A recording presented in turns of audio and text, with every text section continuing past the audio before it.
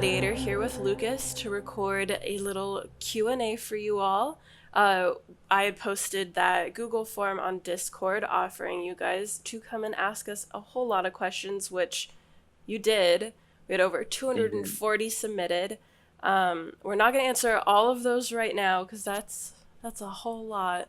But there will always be other opportunities for you guys to ask us things. We're going to answer some on this video, but we will also be answering more in the blog post that this video is embedded in. So definitely read some of those. And yeah, Lucas, you got anything you want to say? Yeah, well, I'm excited to go through the questions. Like, I'm here at Donkey Crew office, so if you guys hear any kind of noise, it's like some people working here. Like, most of us are still working at home, but yeah, I'm doing my shift sometimes at the office. So yeah, got the opportunity to do this today. Let's get to it. Alrighty. So the first question that we have is, when will we see a proper clan permission system implemented? Great. So, well, the clan permission system is probably one of the last fleshed out features that we have. Like, we know that for gamers our side is pretty basic. So we have the basic functionalities, and we are looking into like adding a lot more to it. So yeah, definitely clan permissions are something that are in our heads right now. So like in all of our like ideas for roadmaps and stuff, we're gonna keep adding stuff to the clan permission.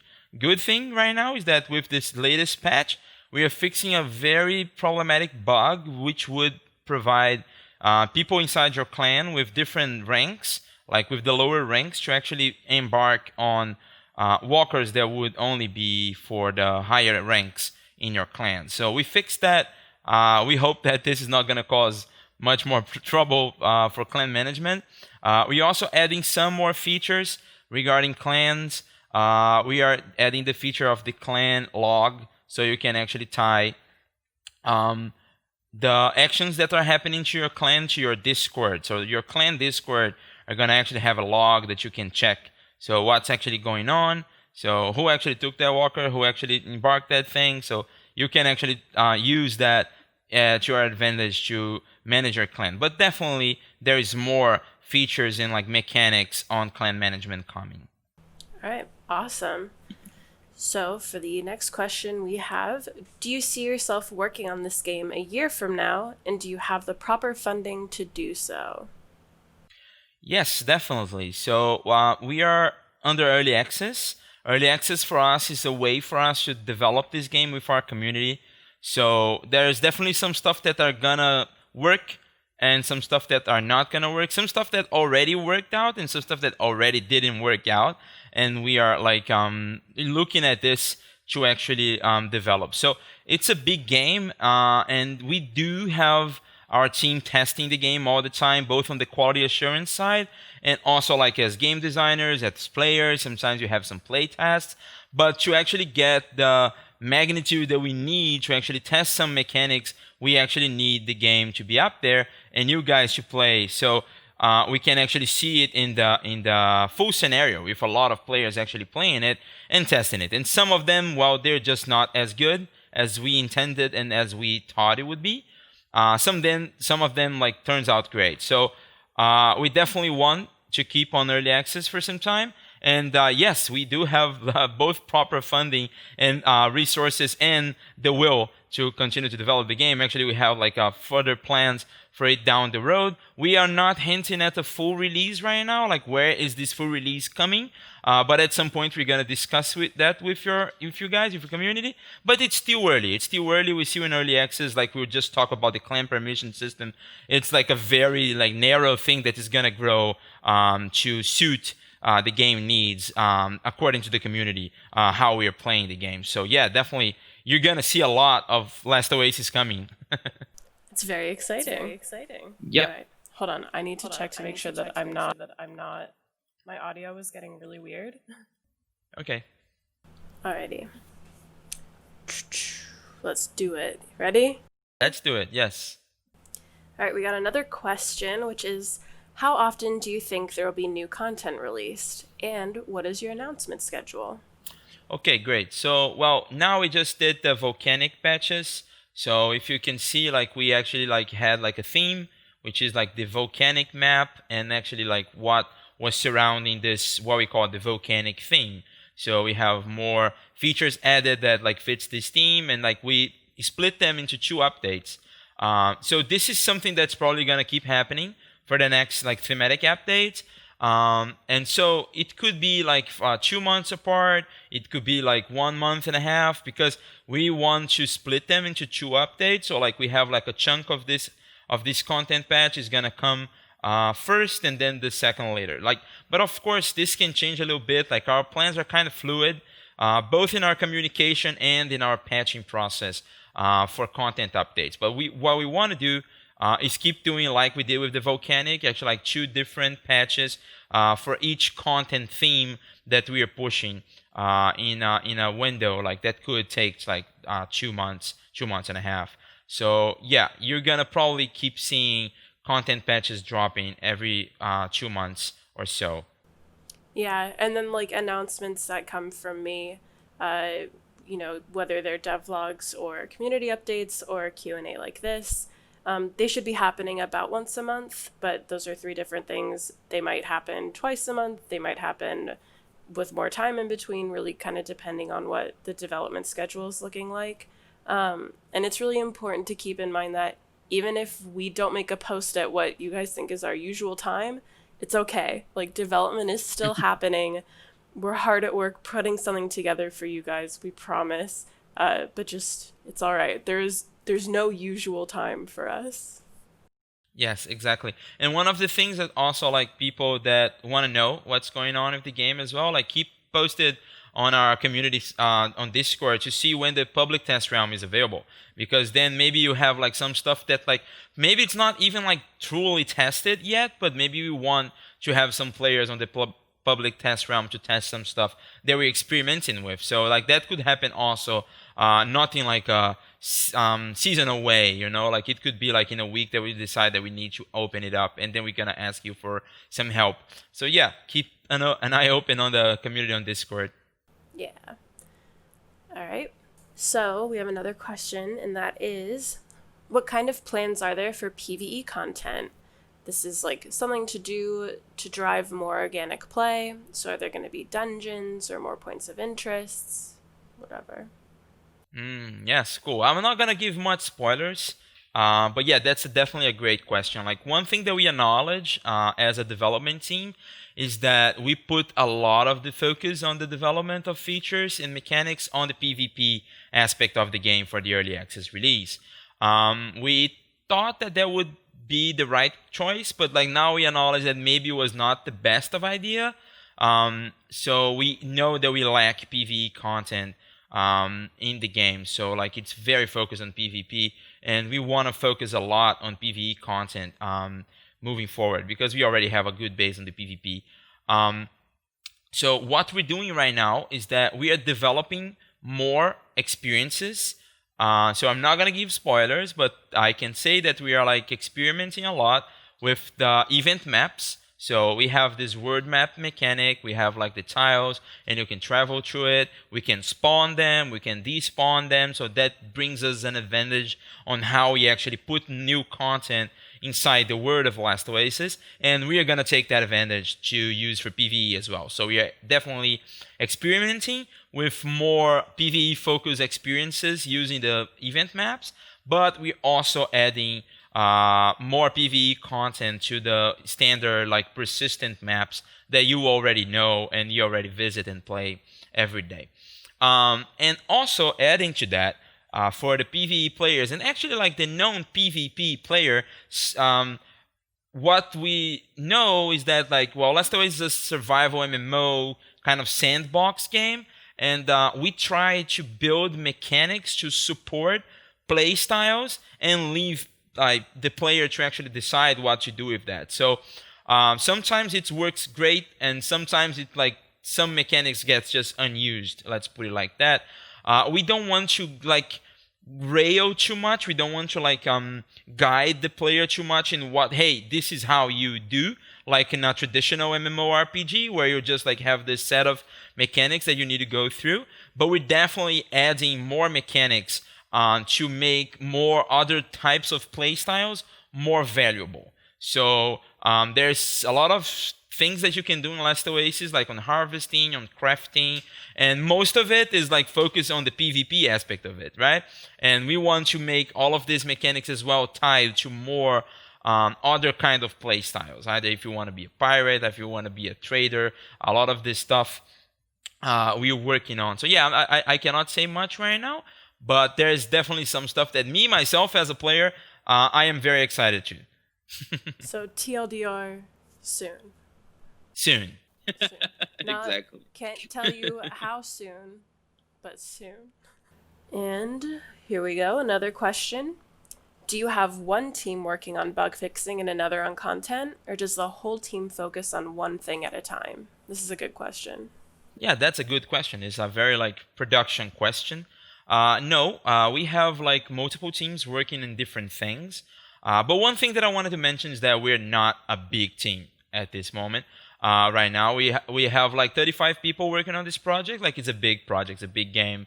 And yeah, so we also don't have like different teams that are doing the same thing all the time. So people, they wear multiple hats, which is common. So yes, we are going like we're bouncing between like fixing bugs and developing, but mostly we have people separated into teams working on like either fixing some stuff, either like patching up some new content. So there's always new stuff being worked on while we are fixing things, and there's always fixing going on while we're working on new things. So we know that sometimes when we push a patch, for an example, some of the new stuff is not exactly what the community wanted. Like, hey, I don't want this new walker. Maybe I want this bug fixed. So this both of these things are being worked on at the same time. So we have like cross-disciplinary teams, people like artists and coders, and well, back-end engineers, and well, everything that you can have in a development studios. Organize actually like tackling this kind of tasks. So definitely we don't like have everyone working on the same thing at the same time, because that just makes development slower. So as we are doing stuff from this patch that we just released, we have people working on the stuff for the next one. So yeah. Yeah. And then, like, we see a lot of comments, people talking about, like, oh, there's a marketing beat that goes out on social media, and people will be like, why aren't they focusing on the game? Marketing beats and community beats are still very separate from the development process, and are normally planned out far in advance. So just because we're doing a push on social media, we're still, development is still happening. Yeah, it's still happening. Of course, like it's great when like it's not a problem for you guys to be pushy. Like the community, of course, we want to hear what you actually want from the game. And at some point, like some of the stuff that you really want us to fix or to add, we are thinking about it, but like looking at a lot of different angles. And if it's gonna come like super fast or kind of slower, it depends on a lot. It depends on who is available. It depends on the priorities that we already have set up. But yeah, definitely keep pushing, keep sending messages is not a big problem. We're gonna keep listening to you guys and like try to address the things that are more critical as fast as we can. Yeah. All right. So this Great. next one is for me. Each region have a community manager. Okay, can I ask you that question? Sure. Okay, so there's this interesting question which would be very weird for Sophie to ask herself about it. So I'm gonna ask it. Sophie, does each region have a community manager? And if not, why not? All right. So, good question. Um, Currently, it is just me. I am the only community person, but I have been moved up into a lead role because we are actually planning on expanding the community team, which is very exciting. We are finishing up the process of hiring a new community manager, and I'm very excited for you to meet them. Yes. As for region specific, no, right now there's not region specific community managers, and it's something that we're considering for the future, but there's really not a time frame on when that could possibly happen. But thanks for asking. Okay. Yes. Thanks for answering, Sophie. Of That was kind of course. you. Moving on. Next up, We got a good little question of, will there be a cosmetic shop for real money without putting the content behind a paywall? Cool. So, yes, short answer right now is that, well, we want to solidify the game experience before we do anything like that. So, I know how it's really cool to have like cosmetic and like in a game like ours, we know like how much the players want to express themselves with unique items and like customization, which is coming soon. So some stuff. Give me a donkey skin. Yes, maybe a donkey skin. Skin. The donkey skin. Yeah, that's one of the most requested things for sure. But yeah, but talking about there's more customization coming to the game, of course, but inside the game mechanics. But like we're gonna review stuff like that in the future.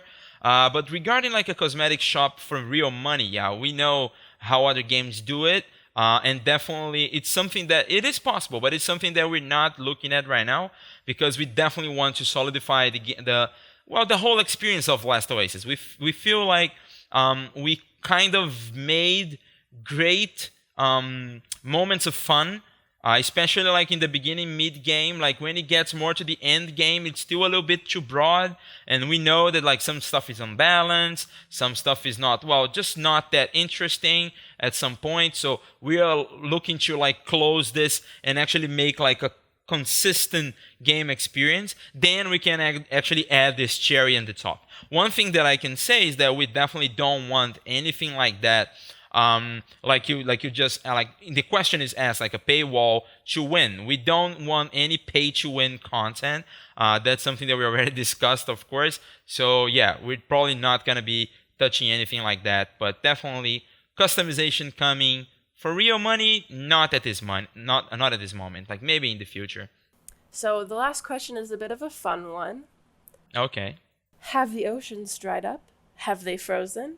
Will we ever be able to travel frozen, sunless tiles in pitch darkness? Would warm clothing be necessary? Would the ice be slippery? Will there be water too deep to drive a small walker through? Or any walker if it's even deeper? This would be a fantastic variation to an amazing world. Well, that's great. Well, nomads are definitely used to heat, so if they're going to the cold lands, they're probably gonna need a jacket, and ice is gonna definitely be very slippery. I guess that's the extent of what I can say. But, expanding on biomes for serious answer, we're definitely considering and looking into, adding to the biomes that already exist in the game. Definitely. So yeah, like the whole lore on Last Oasis, and I think it's like fantastic. Actually, like I was very inspired by this question. Like I guess that the person that made this question was very imaginative on what are these words, right? What are these parts of the planet that the nomads are not there yet?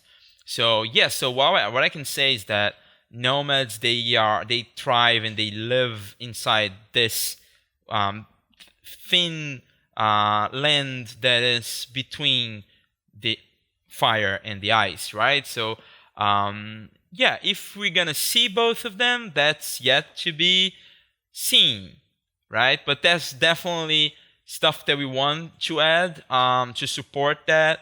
Like more on a serious note, especially in the world map. So there is stuff like to actually like portray this differentiation from like the more ice lands and more like the burning sun part of the map, so people can actually feel the atmosphere of actually what's going on with this Earth, right? With this planet. But yes, there's definitely a lot here in our minds on how we're gonna explore that. And yeah, you guys, well, keep with us. There's stuff that you might want to see. And send Pogo feet pics for secrets. Oh yeah, definitely. There's pro definitely tip. that possibility. Yes. Pro strats. Send Pogo feet pics. Yes. Good content. Yes. 10 out of 10. He'll love yes. it. Alrighty, and that's it. That's all the questions that we're going to be answering on camera. Like I mentioned before, definitely read the full blog post because there are a bunch of other questions that we answered there. And we are going to keep answering these. We'll probably be doing another Q&A.